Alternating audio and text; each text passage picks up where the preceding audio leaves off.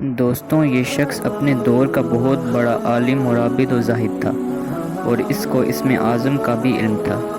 یہ اپنی جگہ بیٹھا ہوا اپنی روحانیت سے عرش اعظم کو دیکھ لیا کرتا تھا، اور بہت ہی مستجاب الدعوات تھا کہ اس کی دعائیں بہت زیادہ مقبول ہوا کرتی تھیں۔ اس کے شاگردوں کی تعداد بھی بہت زیادہ تھی۔ مشہور یہ ہے کہ اس کی درسگاہ میں طالب علم کی تعداد 12,000 تھی۔ جب حضرت موسیٰ علیہ السلام قوم جبارین سے جہاد کرنے کے لیے بنی اسرائیل کے لشکروں کو لے کر روانہ ہوئے تو بلعام بن باورہ کی قوم اس کے پاس گھبرائی ہوئی آئی اور کہا کہ حضرت موسیٰ علیہ السلام بہت ہی بڑا اور نہایت ہی طاقتور لشکر لے کر حملہ آور ہونے والے ہیں، اور یہ چاہتے ہیں کہ ہم لوگوں کو ہماری زمینوں سے نکال کر یہ زمین اپنی قوم بنی اسرائیل کو دے دیں۔ اس لیے آپ حضرت موسیٰ علیہ السلام کے لیے ایسی بددعا دیجیے کہ وہ شکست کھا کر واپس چلے جائیں۔ آپ چونکہ مستجاب الدعوات ہیں، اس لیے آپ کی دعا ضرور مقبول ہو جائے گی۔ یہ سن کر بلعام بن باورہ کانپ اٹھا اور کہنے لگا کہ تمہارا برا ہو، خدا کی پناہ! حضرت موسیٰ علیہ السلام اللہ عز و جل کے رسول ہیں، اور ان کے لشکر میں مومنوں اور فرشتوں کی جماعت ہے۔ ان پر بھلا میں کیسے اور کس طرح بددعا کر سکتا ہوں؟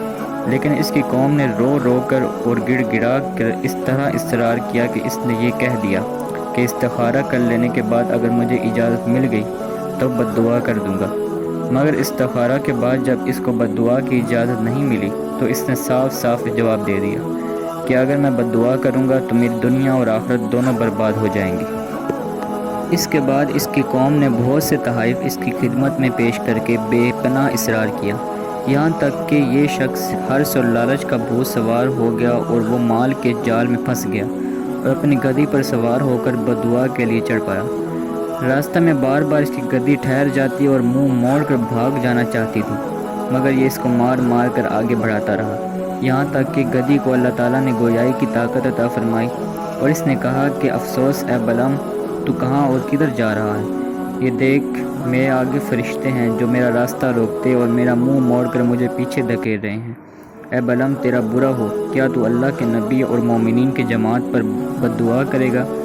گدی کی تقریر سن کر بھی بلعام بن باورہ واپس نہیں ہوا، یہاں تک کہ حسبان نامی پہاڑ پر چڑھ گیا اور بلندی سے حضرت موسیٰ علیہ السلام کے لشکروں کو بغور دیکھا اور مال و دولت کے لالچ میں اس نے بددعا کرنا شروع کر دی۔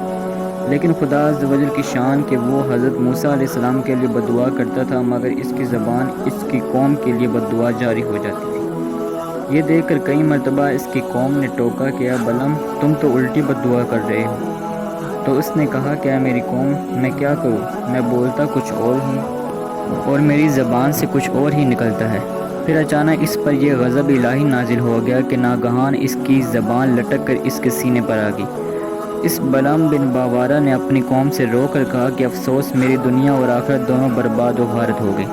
میرا ایمان جاتا رہا اور میں قہر و قہار و غضب جبار میں گرفتار ہو گیا۔ اب میری کوئی دعا قبول نہیں ہو سکتی، مگر میں تم لوگوں کو مکر کی ایک چال بتاتا ہوں۔ تم لوگ ایسا کرو تو شاید حضرت موسیٰ علیہ السلام کے لشکروں کو شکست ہو جائے۔ تم لوگ ہزاروں خوبصورت لڑکیوں کو بہترین پوشاک اور زیورات پہنا کر بنی اسرائیل کے لشکروں میں بھیج دو۔ اگر ان کا ایک آدمی بھی زنا کرے گا تو پورے لشکر کو شکست ہو جائے گی۔ چنانچہ بلعام بن باورہ کی قوم نے اس کے بتائے ہوئے مکر کا جال بچھایا اور بہت ہی خوبصورت لڑکیوں کو بنی اسرائیل کے لشکروں میں بھیجا، یہاں تک کہ بنی اسرائیل کا ایک رئیس ایک لڑکی کے حسن و جمال پر فریقہ ہو گیا اور اس کو اپنی گود میں اٹھا کر حضرت موسیٰ علیہ السلام کے سامنے گیا اور فتویٰ پوچھا کہ اے اللہ وجل کے نبی، یہ عورت میرے لیے حلال ہے یا نہیں؟ آپ نے فرمایا کہ خبردار، یہ تیرے لیے حرام ہے، فوراً اس کو اپنے سے الگ کر دے اور اللہ عز و جل کے عذاب سے ڈر۔ مگر اس رئیس پر غلبہ و شہوت کا ایسا زبردست بھوت سوار ہو گیا تھا کہ وہ اپنے نبی علیہ السلام کے فرمان کو ٹکرا کر اس عورت کو اپنے خیمے میں لے گیا اور زناکاری میں مشغول ہو گیا۔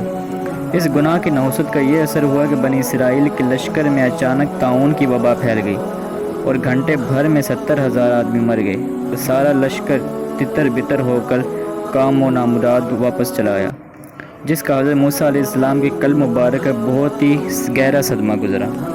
بلعام بن باورہ پہاڑ سے اتر کر مردود بارگاہی الہی ہو گیا۔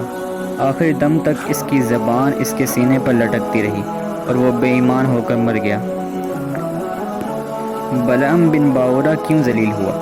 روایت ہے کہ بعض انبیاء کرام نے خدا تعالیٰ سے دریافت کیا کہ تو نے بلعم بن باورہ کو اتنی نعمتیں عطا فرما کر پھر اس کو کیوں اس قدر ذلت میں گرا دیا؟ تو اللہ تعالیٰ نے فرمایا کہ اس نے میری نعمتوں کا کبھی شکر ادا نہیں کیا۔ اگر وہ شکر گزار ہوتا تو میں اس کی کرامتوں کو سلب کر کے اس کو دونوں جہاں میں اس طرح ذلیل اور خوار اور خائب و خاسر نہ کرتا۔ دوستوں، اس واقعے سے ان عالموں اور لیڈروں کو سبق حاصل کرنا چاہیے جو مالداروں یا حکومتوں سے رقمیں لے کر خلاف شریعت باتیں کرتے ہیں اور جان بوجھ کر اپنے دین و ایمان کا سودا کرتے ہیں۔ دیکھ لو کہ بلعم بن باورہ کیا تھا اور کیا ہو گیا۔ یہ کیوں ہوا؟